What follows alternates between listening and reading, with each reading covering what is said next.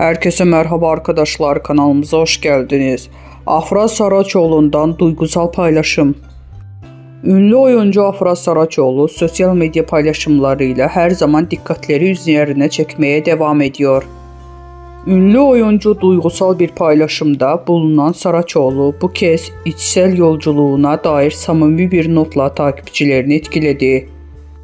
Onun bu paylaşımı kısa sürede içerisinde sosyal medyada gündem haline geldi. Sosyal medya hesabından yaptığı bu anlamlı paylaşımda Saraçoğlu çektiği bir öz çekim takipçileriyle paylaştı ve fotoğrafın altına duygusal bir mesaj bıraktı. Afra Saraçoğlu'nun yazdığı o anlamlı sözleri sizlere takdim ediyoruz. Teşekkür ederim bana öz değerimi geri kazandırdığın için. Ailemin gerçek değerini öğrettiğin ve nereden geldiğimi terk etmeden geleceğimi inşa edebileceğimi gösterdiğin için. Saraçoğlu'nun bu paylaşımı takipçilerinden büyük ilgi gördü ve onlar da benzer duygularla yanıtlar yazdı.